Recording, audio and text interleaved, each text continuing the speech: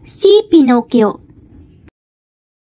Mahusay na manlililok ng mga laruang kahoy si Giuseppe. Ito ang dahilan kaya kilalang kilala siya sa kanilang bayan. Mabait sa mga bata si Giuseppe. Natutuwa siya kapag maraming bata ang nanunood sa kanyang paglililok. Minsan ay may kumislap sa isip ni Giuseppe. Lililok siya ng isang batang kahoy.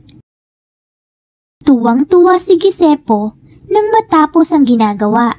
Isa iyong puppet na tila tunay na bata.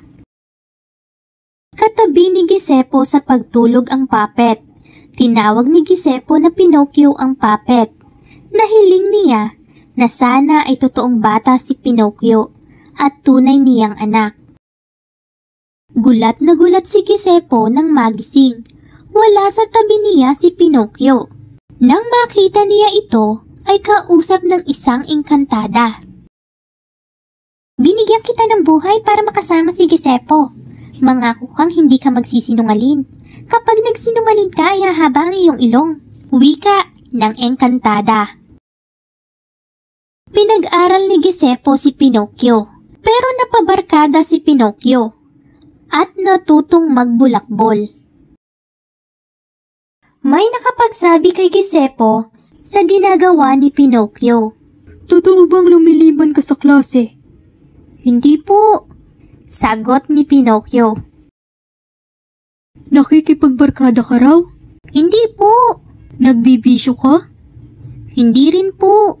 Sa bawat kasinungalingan ay humahaba ang ilong ni Pinocchio. Noon lumabas ang engkantada. Alam nito ang ginagawa ni Pinocchio. Hindi ba piling ko ay huwag kang magsisinungaling? Hiyang-hiya si Pinocchio. Humingi siya ng paumanhin sa pagsisinungaling. Hindi na po ako uulit, pangako niya. Tinupad ni Pinocchio ang pangako. Pinatunayan niya na nagbago na siya at maaaring pagkatiwalaan. Natuwa ang engkantada kay Pinocchio.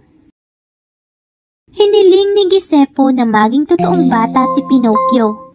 Hiniling rin ni Pinocchio na hindi na sana siya isang puppet lamang.